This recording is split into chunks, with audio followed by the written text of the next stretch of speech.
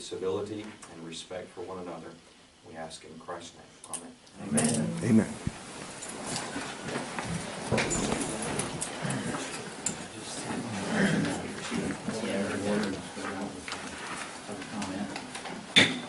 I'd like to call the meeting to order at 7 o'clock, please.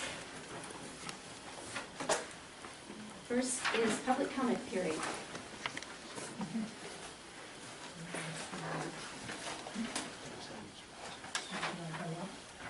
You're on the agenda. Oh, she's on the agenda? Yes, Okay. she's on the agenda, yes. Okay.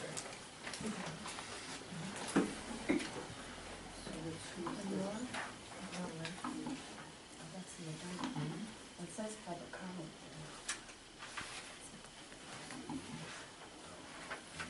Okay, this is for the mayor. It's a copy of the Code of Virginia election to fill vacancy for the council member that's going to resign or has resigned, John Hill. This is the state version of your town code.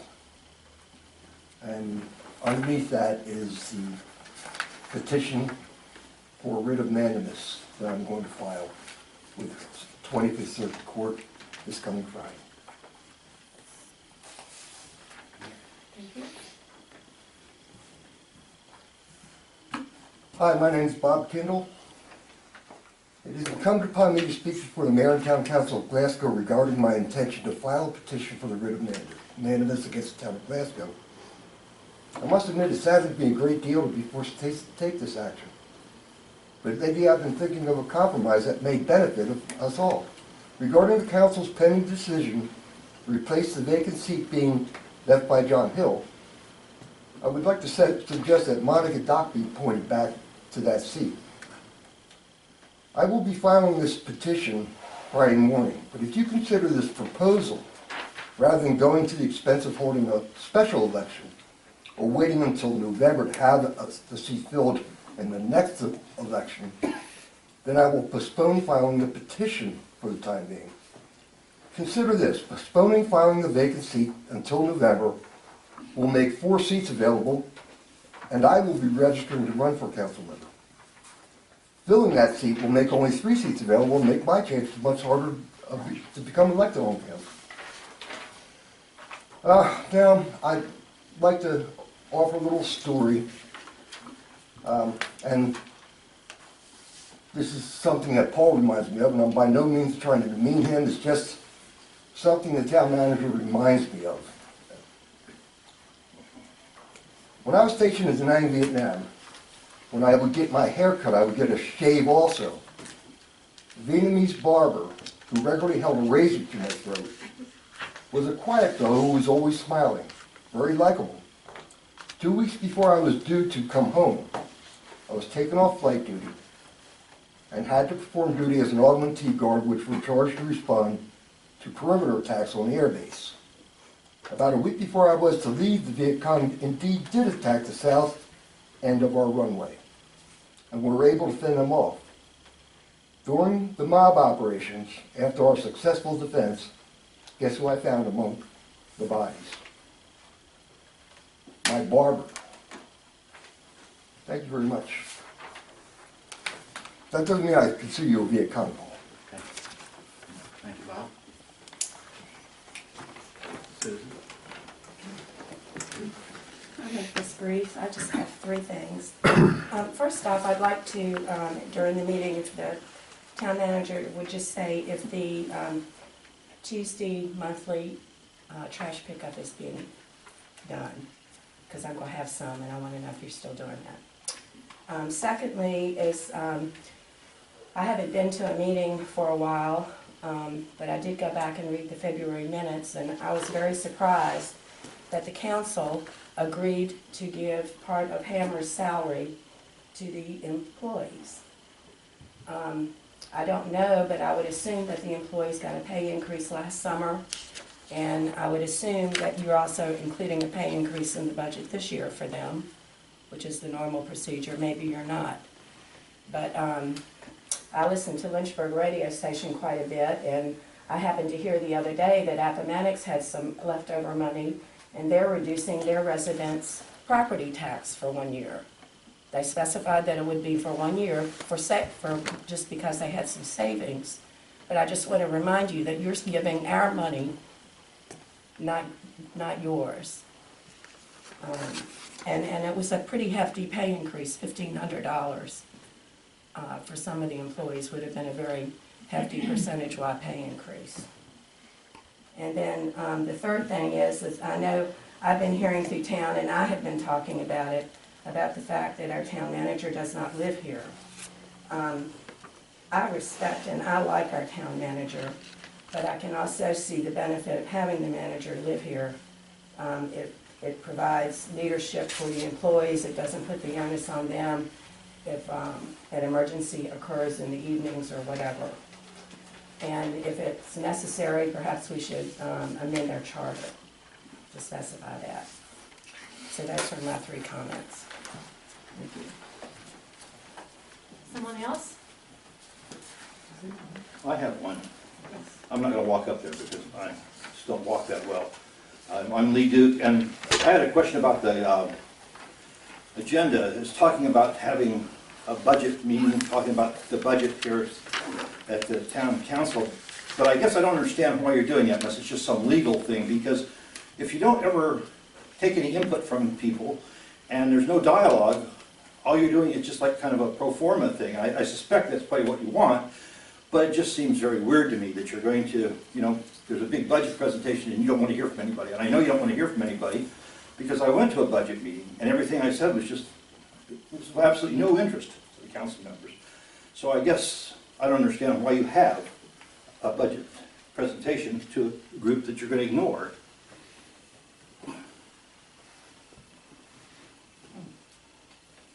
Someone else that's not on the agenda?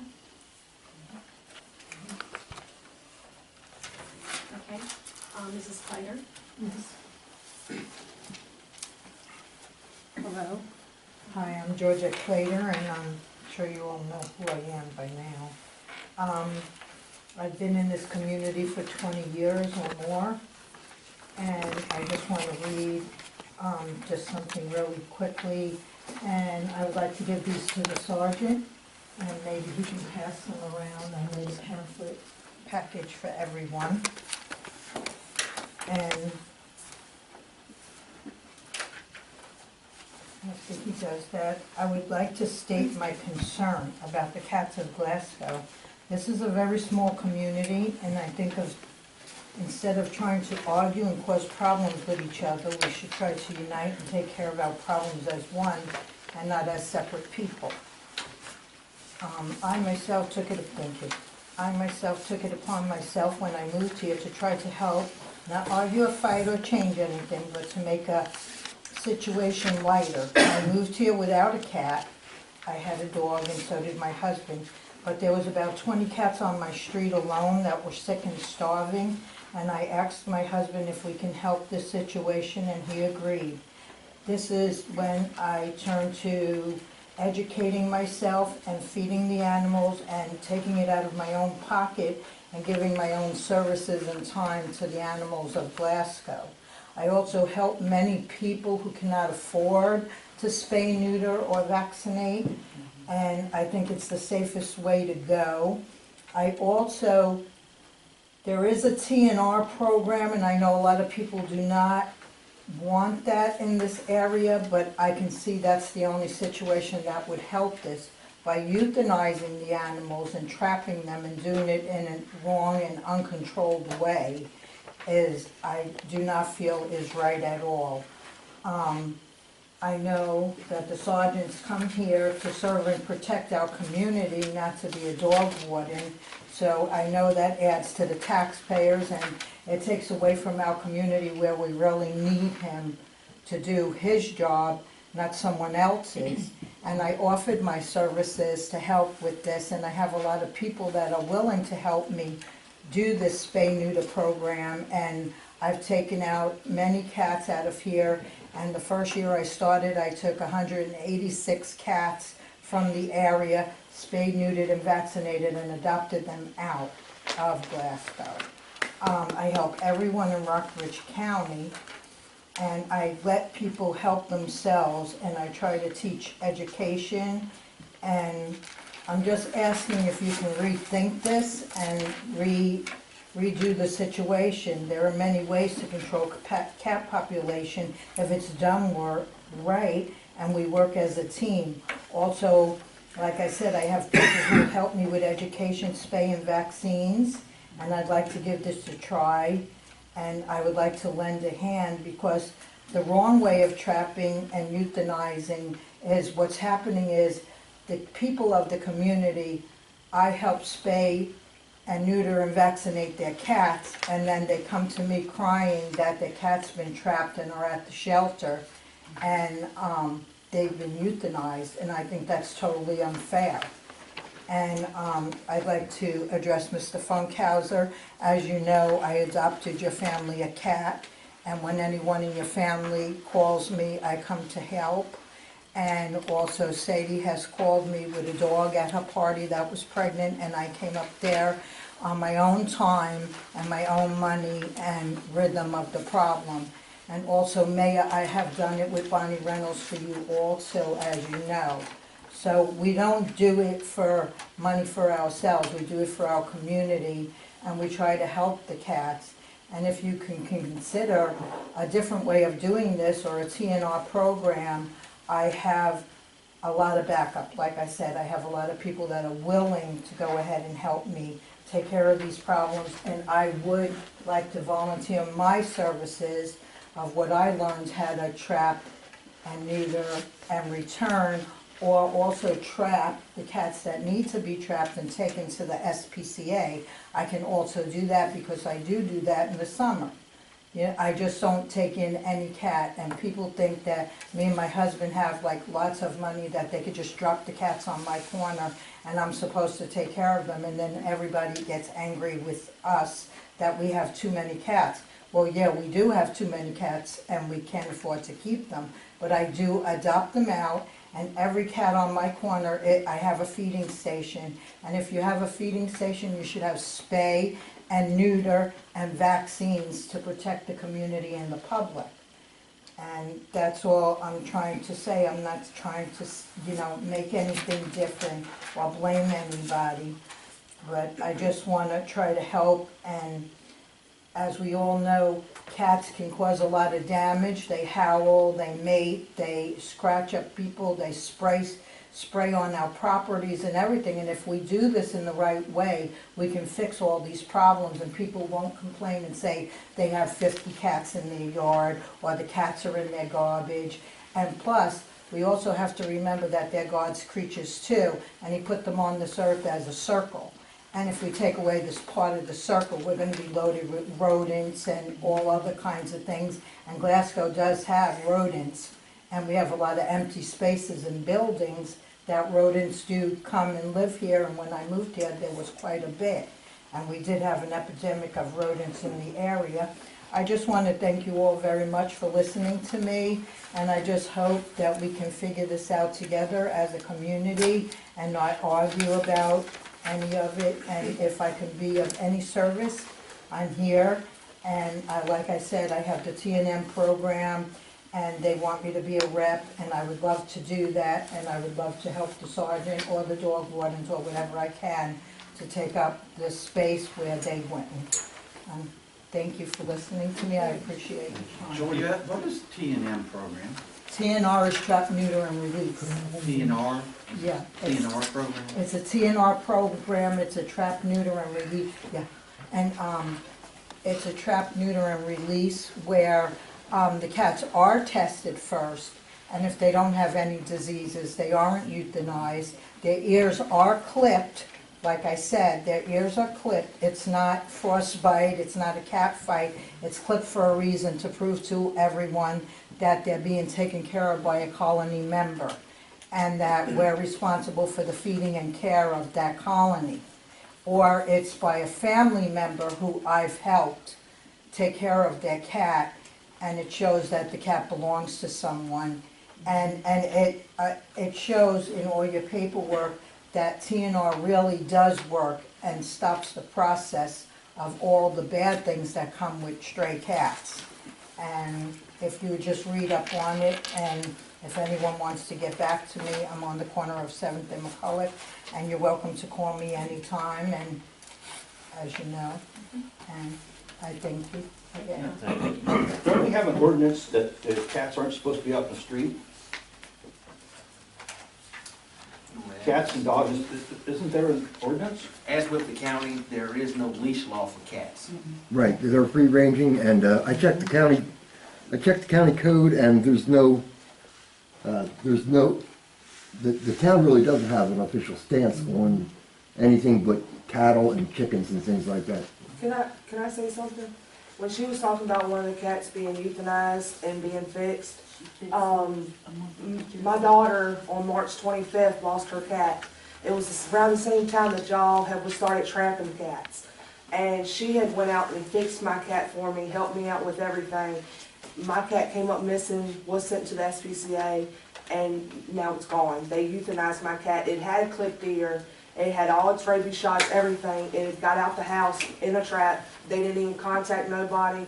Didn't even let it go, knowing that it was somebody else's pet, and they euthanized it at the SPCA. So we lost my daughter's cat towards that. And that's why we're here supporting her, try to get something going to where somebody else's pet, a child's pet, isn't going to get euthanized or anything like that. My daughter's 12, and that was her birthday gift. And she cried for 6 hours knowing that her cat was gone. So that's why we're here trying to support the cat situation. I'm with her. I was Yeah. good. Do I have to have permission from council to speak to Ms. Flatter? Go ahead, boy. I'm all for, I ain't got any, I got 3 best fed feral cats there is in Glasgow right beside me. So, you know, that's no problem.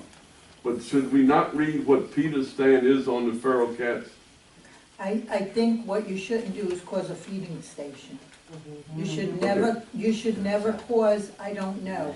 But the thing is, if you cause a feeding station, you're gonna have a problem. The thing is, if you feed a cat, you have to spay and neuter it and be responsible for that colony, because it is going to make a colony, and if you feed it, you're responsible for it. Right. Because, so stop feeding it. If you don't wanna feed it, It ain't well- me. well, somebody has to stop feeding They them. come even if you feed. I've got 3 cats that come through my yard all the time. I don't feed the cats. Okay, well then that's up to you as a homeowner or a person or resident to call someone who cares. And that would be the shelter or the sheriff's department, and get someone in to come and help you. And if if you find out if they're a neighbor's cat, maybe you can talk to your neighbor, or you can talk to the sheriff's department and explain to the dog wardens what's happening, and they would give you a trap. Okay, And we now- need to move forward, please. Well, Thank you. can I just, we should at least read what Peter feels about it, because they get involved with it, we got a problem. Should we not set a quota, how many you can take care of? There really is no quota. A colony consists of about 15 cats. Well, what about like 50 over Can this be Virginia? discussed Well, at a later they're not meeting? spayed and neutered, that's Right. why. We need to move forward, please. John, you If you have any No, questions, but- you can call me. Floor's mine. Okay. Couple things here. I think I'm on the agenda as the fire chief. Yes. First thing I'd like to address is the resignation letter that I give you guys. Y'all have a copy of it. I'd like to read it to everyone.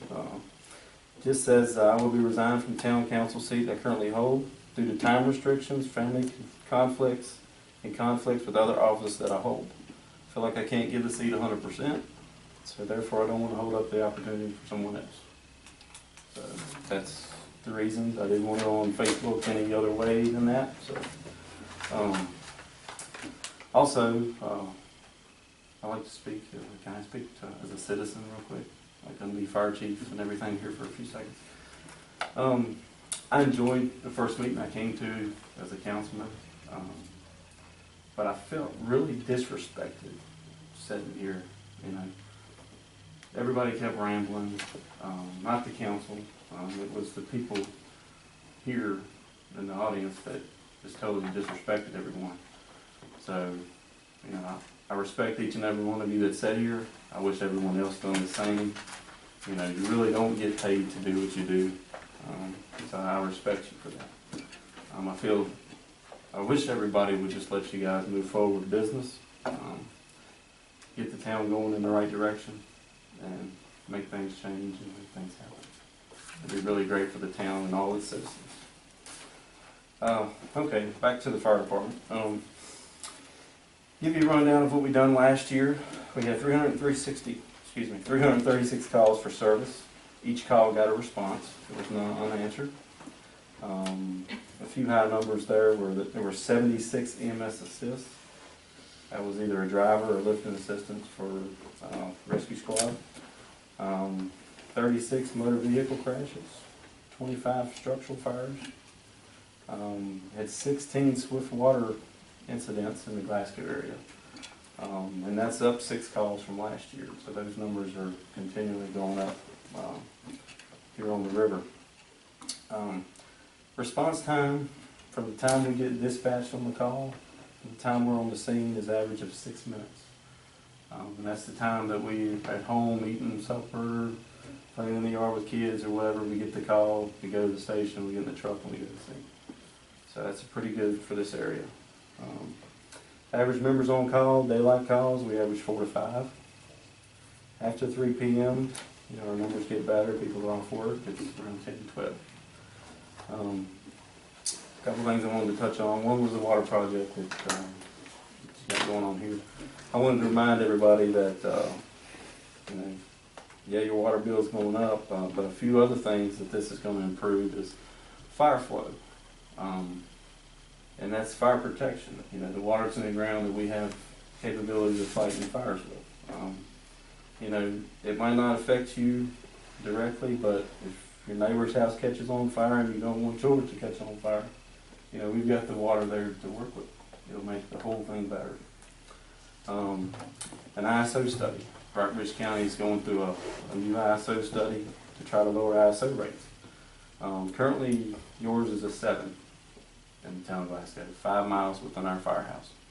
The water system, again, it'll help that ISO rating. The equipment that we've put in the firehouse over the past couple of years will help that study as well. If this goes from a 7 to a 6, you know, that could really drop insurance rates in town of Glasgow. It's stuff we've been working on, stuff we're, you know, trained to know about. So, we also are working on the Swift Water program. We've got a lot of guys that, you know, went to a training class. We're getting ready to all retake that class. I'm sure some of you have seen what's going on with that. But as the fire department, we feel like that program needs to be here in Glasgow. One with the new boat ramp that's going in. That's going to up the people on the river here in the town. So one thing we like to ask for in the budget is some money for that program. We've never asked for anything outside of what you guys normally give us. We've never made one request for anything additional.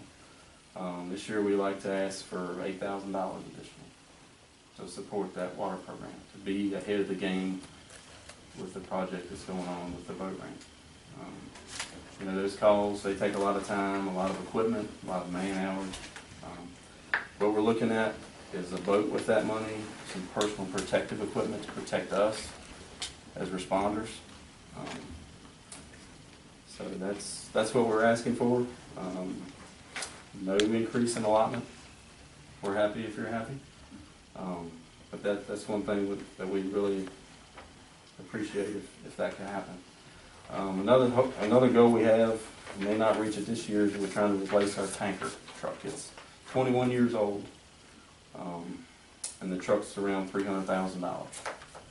So we're doing some fundraising efforts now to help with that and trying to get some grant money for that.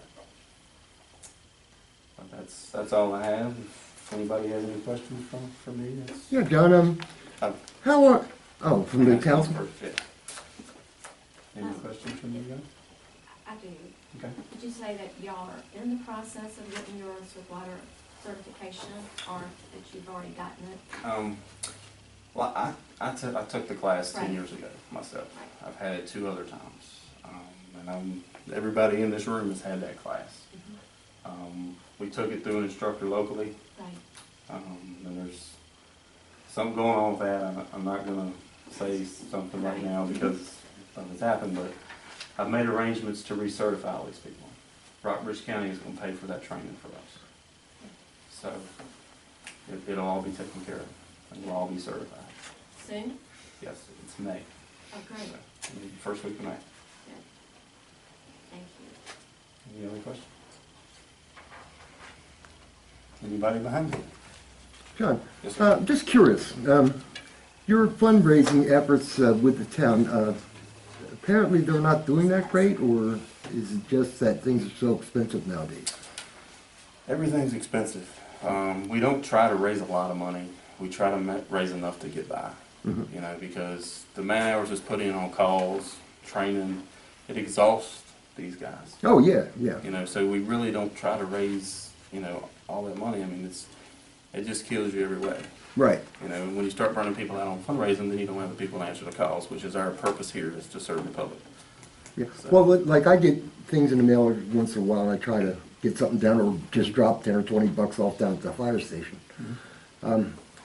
But are you getting a good response with your fundraising? We do a mail out. Like I said, we just done that. That's what I guess you're talking about. We just do an annual mail out, and I mean, we receive money back from it. You know, a great deal helps us out. Like I said, we just we don't try to do a lot of fundraising, and a lot of it's I never can worked. understand that. Just hasn't been support from the citizens of the town in a lot of our fundraising activities. So, Yeah, yeah, that's what I figured. I just wanted to get it firsthand. Thank you very much. Anybody else? Thank you. Okay. Thanks for your Thank you, guys. service. Thank you. Glasgow Rescue Squad, and report? The rescue squad, 2 representatives couldn't be here tonight because they had additional meetings, so they had printed up the information. I'm gonna prepare to do it for them. The Glasgow Life Saving First Aid Crew maintains 2 locations, one in Glasgow and one at Atcher Bridge. We cover an area from Arnold's Valley to Buffalo Creek on Route 11, for the Rockbridge Amherst County line on 130 to Bell Cove, and from Interstate 81 at the Rockbridge Botetourt line to mile marker 185. So it's pretty big territory. We have a total of 24 certified members, have 17 auxiliary members, 1 junior member. We have 10 EMTBs, 5 EMT enhanced, 2 EMT intermediates, and 1 EMT paramedic within the membership. From January 13th through December 31st of 2013, we ran a total of 591 calls. 34% of those calls, or 201, were answered from the Glasgow building.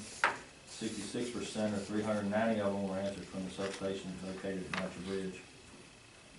The average response time was 16 minutes, and that's from the time a call was dispatched until an ambulance arrived on the location. Last year, it was 9.2 minutes from the time a call was dispatched until the unit was en route. And this year, that was down to 8 minutes from the time of dispatch to en route. The difference between that is one's from the time of dispatch to the unit's en route, the other one's actually from the time of dispatch to it gets on the scene. So some of the big area, that's why that 16 minutes is a big difference from the 8 minutes of actually getting the unit out of the building. We provide ambulance standbys for Atcher Speedway. We do standbys along with University Fairfield for a lot of events at the Virginia Horse Center. We cover other events such as Music's in the Park or different types of local events that are going on. We do the Christmas baskets for the Rockbridge County delivery. We do wellness checks at Mohawk, Glasgow Christmas Parade. Members, we've spent 2,500 hours on activities last calendar year. 1,800 hours on calls, 400 hours on standbys, and 1,100 hours in training for a total of 5,900 hours. And again, that's just an approximate number. I would say that's probably maybe a third of that or more is probably not even accounted for, so it's well over what we're showing as actual hours used. And those hours don't include any of the hours that the auxiliary spends on any of their fundraising events or anything that's done, because that's completely separate from the squad. Last couple of years, we've gotten award grants from Mohawk Foundation to purchase 2 new power cots for our ambulances This is, helps a two-man crew to load and transport patients and also helps reduce the risk of back injuries. And the last new truck that we bought, we have a total of $144,000 invested in that truck along with equipment.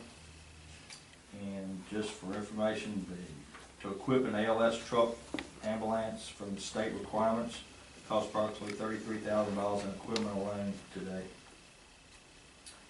And in the future, we'll be needing to replace all 4 of our LifePak 12 defibrillator monitors due to the fact that the manufacturer is no longer going to service this model of machines, and they're all being replaced with a newer model of the LifePak 15 with an approximate cost of $15,000 each. So we'll be trying to apply for some grants for those replacement units sometime, and that'll probably be expended in the 2015 budget.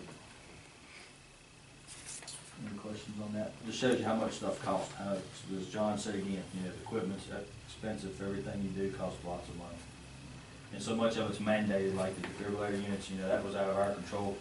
The units we got are no longer going to be serviced, no longer going to be covered by the manufacturer, so you're kind of, at some point you have to replace them. Will you continue to have your station at Natural Bridge? As far as I know at this time, we've met with them, and we're in some negotiations with them on exactly what's going to happen with that.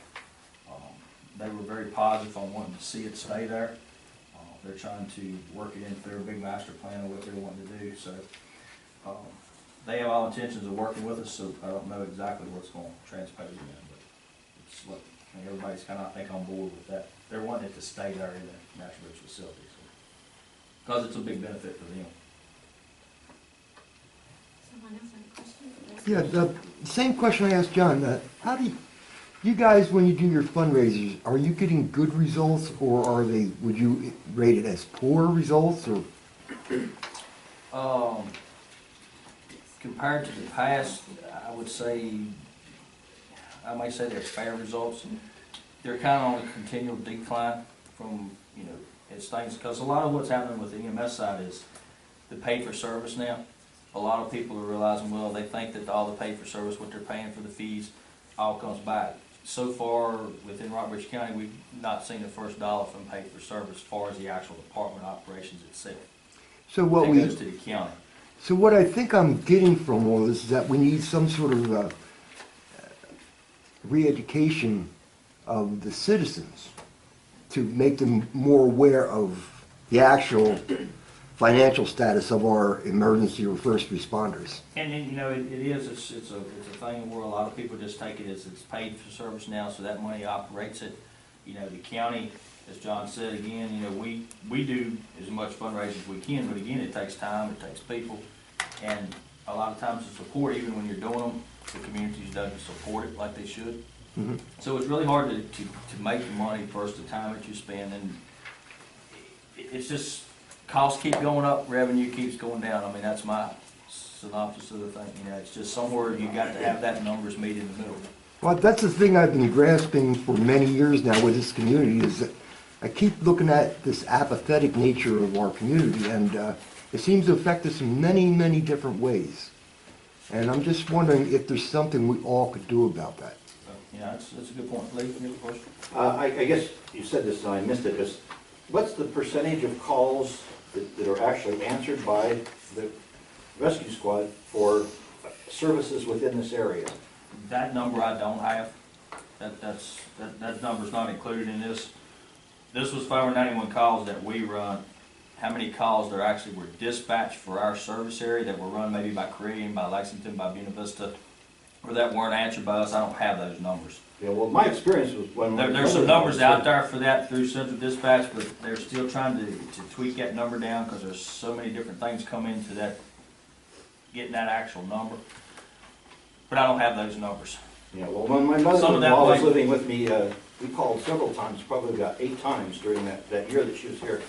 And we never got anybody from Glasgow to come over there. The Natural Bridge people came, but nobody from this local station. As far as I can tell, they don't do a whole lot of calls.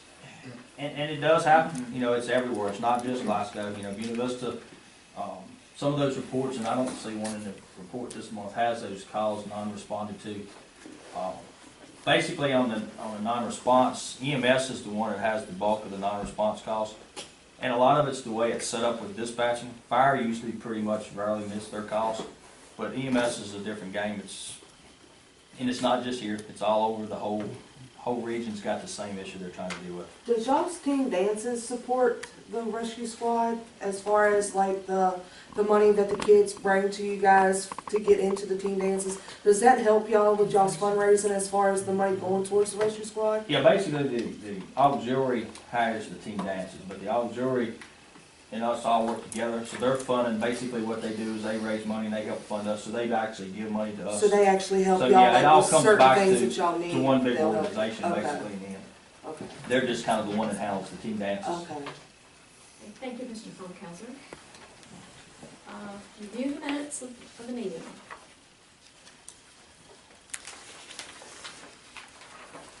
I think I had one change here.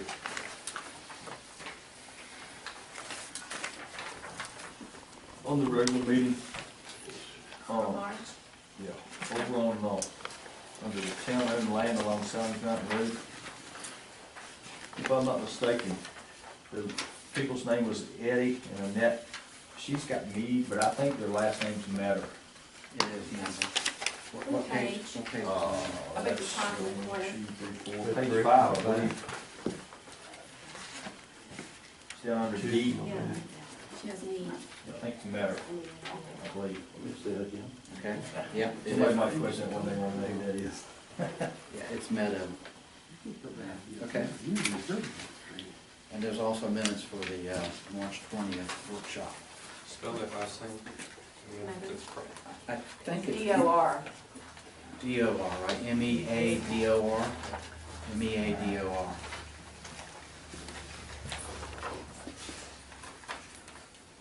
We'll correct that.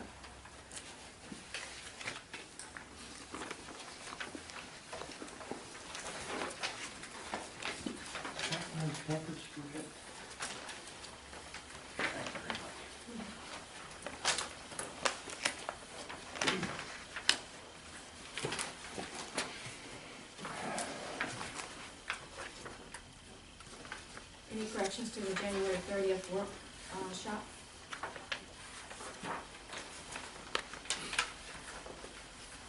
And for the workshop on March 20th?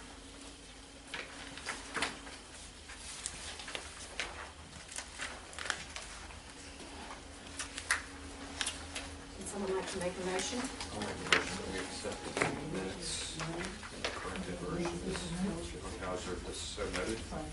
Okay. Second. Okay, all in favor, say aye. Both days. March 11th. Yes. All in the same motion. All three in the same motion. Thank you. Okay, consideration of the bills.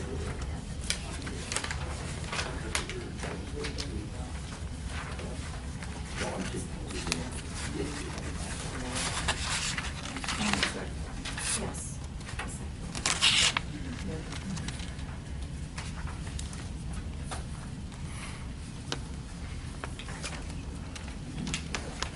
Looks like we only have one for us. That's our quarterly payment to the water operating permit. You hear a motion? So moved. Second. Okay, all in favor, say yes. Yes. Anyone opposed? Thank you. Okay.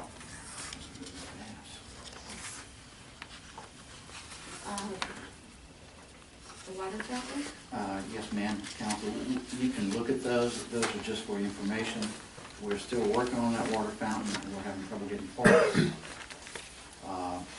If we need to replace it, I'll bring back to you one that we would like to purchase. So those are just for your information. You don't have to take any action on it. So the one that's there now is actually broken? Yes, sir. Is that major break or you're not sure? We're not sure. We've got to dig it up and get down Just in don't there. work. It doesn't work. Somebody had said it didn't work, so. Yes, it hasn't worked for some time. Are we looking at purchasing two now? One that's handicap accessible and one that's not? We will. How many are down there now? Just one? So we're hoping to put two. So if we put one in, we want to make it handicap accessible, if we buy a new one. If we just put one. Right. We should. Would it go at the same spot? Yes, that's where the water line is. Yes, ma'am. What, this is, if you like these models, town council, you know, if you prefer one, just let me know. If we can fix the one that is there, we'll go ahead and fix it, and it'll be not an issue. That'll be known before the next meeting. Yes, sir. And, but if you would like to replace it and you pick one of those, we'll do that too. Did Parks and Rec have any recommendations on it? They said replace it. I mean, Parks, what type? Which one? No, they did not. It was one of the items that they brought up to either fix or replace. That's what Parks and Rec decided to do. So those are just for your information. Okay. The other bill, Mayor, Town Council, is a quote. Sergeant Britton can enlighten you more on it. It's a quote from BR Communications in Harrisonburg for a used Speed Smart monitoring, I can't say that word. A speed trailer. A speed trailer, radar trailer that tells you your speed as you're traveling through. Sergeant Britton, I think they normally brand new cost $15,000. The least expensive one I looked at last year, and this is when I brought it before you before, and Council Dan told me we'll hold off. Was $12,500. $12,000. And that was a very small one that did not do the things that this one does. Yes, it is used, but this one collects data, and for instance, if I set the speed trail up wherever, it counts the number of vehicles that enter the radar and exit the radar. It averages the speed, and it gives the speed for each vehicle. It has a mobile computer on it, plus radar, and it has different signs for different speed zones, even though we only have 3, 4.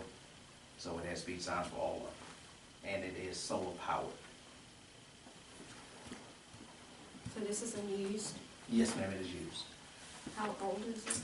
The trailer, it has to be registered because it's considered a motor vehicle. The trailer on it is a 2001. So I guess one of my questions is, what would be the benefit for having this? Well, we In a took, small town like Glasgow. it would serve 2 benefits for me. For myself, it would be for data for grants from DMV, showing that we do have the traffic coming through town. The writing of tickets doesn't necessarily show that we have a lot of tickets, because for every 1 ticket I write, 50 vehicles go by while I'm writing the ticket. But with the speed trailer, it will, in essence, count the vehicles. As long as it sits there, will count vehicles and the average speed, which I can use for my grants, and also it will help slow people down. And that's basically the primary reason why I want it, is to slow people down. You can park at Boyd's house.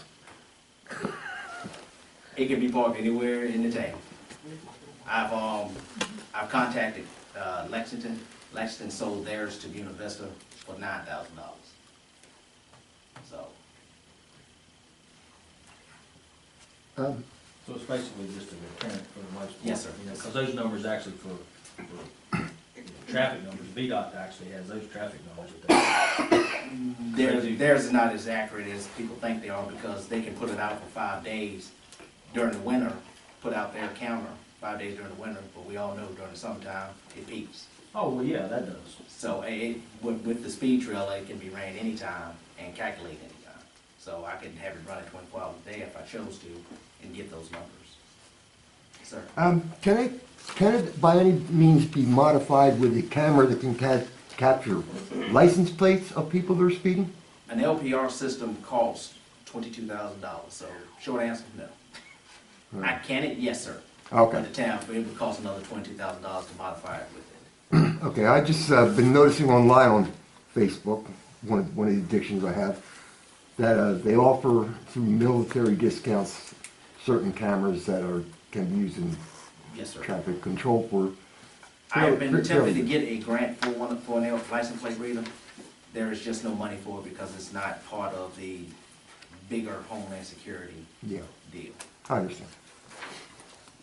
Sergeant Britton, is this a request for next year's budget, Yes, sir. as I noticed on your report? Yes, sir, it is. Okay, so we're just taking this into consideration? Yes, sir. when the budget comes? Yes, sir.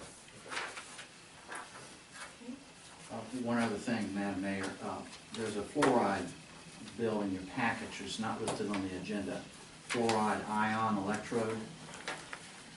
Somehow it's in your package, but the invoice itself didn't make it to the agenda. I need a motion. We have bought that. $698? Yes, sir. It was necessary to buy it, broke, or to run the lab. We have to take fluoride samples, so we had to replace the iode, well, I guess it's electrode. What'd you do? So I need a motion that we can purchase this and install it, which we did already. It was an emergency, required monitoring, and we had to fix it right away. So it's already been bought? Yes, sir. Okay, because of the emergency, because it's. Because of the requirement to take fluoride analysis daily. Right. Okay, it's not good that we An emergency approved that You make the motion. retroactively. Okay? Do I hear a second? Second. Okay. Okay, so, Mr. Kilgore